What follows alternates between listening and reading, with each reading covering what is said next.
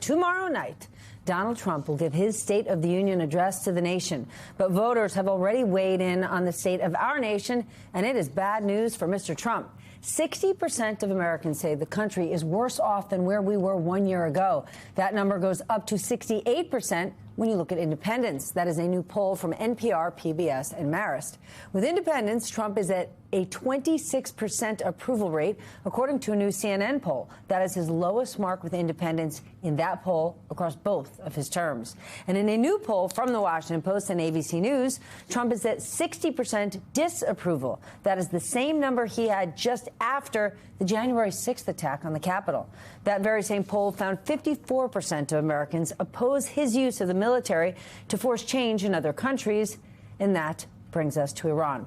As Trump considers potential military strikes there, the State Department is evaluating non-emergency staff from its embassy in nearby Beirut. Today, a U.S. official confirmed that Steve Witkoff and Jared Kushner, who still does not have any official role, no idea if he has security clearance, will meet for talks with the Iranians in Geneva again on Thursday. Meanwhile, Chairman of the Joint Chiefs, Dan Kane, has been warning Trump and his team about the major risks of striking Iran, including the possibility it would lead to a drawn-out war that might result in U.S. casualties. That is what current and former officials told the Wall Street Journal. President Trump hit back on that report on social media, of course, saying that Kane hasn't spoken of not doing Iran. Trump also wrote, quote, "Everything that has been written about a potential war with Iran has been written incorrectly and purposefully so. I am the one that makes the decision. I would rather have a deal than not. But if we don't have a deal, it will be a very bad day for that country and very badly for its people, because we are great, because they are great, and they are wonderful." Yes, hard to follow, but that is what he wrote. Now it's time to get smarter with the help of our leadoff panel, and you're in luck. It's going to happen because they're great. Luke Broadwater joins us, Pulitzer Prize-winning White House correspondent for The New York Times. David Weigel, political reporter for Semafor. Alex Ward, national security reporter for The Wall Street Journal. And Susan Glasser, staff writer for The New Yorker. Luke, we turn to you first. What are you hearing from the White House? What should we expect in the president's speech tomorrow? Well, it'll be long. Every time Donald Trump has talked to Congress, it's always more than an hour. Last year, he went, I think, an hour and 40 minutes. So he's not one to really stick to the script and to keep it concise. We know that. He feels that he hasn't gotten credit for his accomplishments in office. Which are what? In his view, he's going to talk about the border. He's going to talk about gas prices. He's going to talk about the latest jobs number. So he's going to try to reframe the narrative. You know, you talked in the opening about how bad his poll numbers are. He is facing the worst poll numbers he's had all of his second term. He is the most unpopular he's ever been, and he's losing ground on the key issues he's supposed to be winning on, which are, you know, the border, immigration, and the economy. And so they view this internally as like a messaging problem, and he's going to try to reframe that narrative tomorrow night. Except, of course, had he gotten stronger on the border and closed it down without doing the mass deportation ICE raids, that would be winning. Except, of course, if we would have held the economy steady, maybe dabbled with deregulation and not touched a tariff war, we'd be in great shape. These are both self-inflicted wounds. Susan, what are you expecting from him tomorrow, especially with those Supreme Court justices sitting right in front of him? He's furious about their ruling on Friday.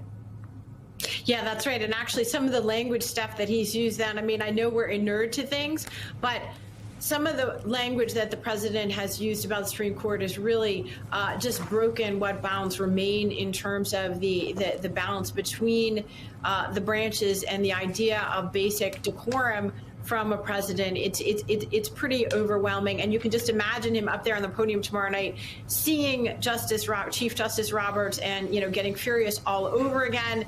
To Luke's point, it's going to be long. Trump himself has already said that it's going to be long, which is quite remarkable since he's already hit Castro-like lengths. Last year was the longest address like this to Congress in modern history. So brace yourself for that. But I think the bigger problem for Trump right now is that all he can do is say in increasingly loud tones, I'm the best, I'm the greatest, I saved the country, you wouldn't have a country anymore without me. Nobody, not even George Washington, did as much. What I haven't seen him be able to do in this second term, and especially now that he is facing so many headwinds, is to make a coherent case for what it is he's going to do, since all he can do is say he's already achieved greatness, he's already achieved victory. It's very hard for him to then lay out a political case for what it is he's going to offer the voters beyond more claims that he's already won everything. And remember, he just said last week, Steph, we've already won affordability. We've already done that for you. So again, there may be a speech in the teleprompter, but I think we know what Trump's instincts are. And that's to say that, you know, George Washington, take a bow. It's over for you. I'm the greatest of all time. We've already won affordability. I want to play a moment from the president speaking earlier today where it almost seemed like he acknowledged his dismal polling numbers. Watch this. Tom Homan, Kristi Noem, our people, they've been incredible, the job they've done. And they take nothing but abuse, but, you know, they're sort of pretty hardened to that, I think, because they know they're doing the right thing. It just amazes me that there's not more support out there. It's just, we actually have a silent support. You rarely hear Trump admit things like this. Is it a sign of just how bad things are? I wasn't sure exactly what he was referring to there, but I interpreted it more as the visible support in the streets, in the public square for his agenda. And he doesn't see that. He's not, yes, he's gone back out into states he won to ostensibly help Republicans. But this is a quandary a lot of Republicans talk about. Where are these people coming from who are protesting us everywhere we go? Where are the respectful crowds showing up to cheer what we're doing? It sounded like a reference to that. And he has his own data.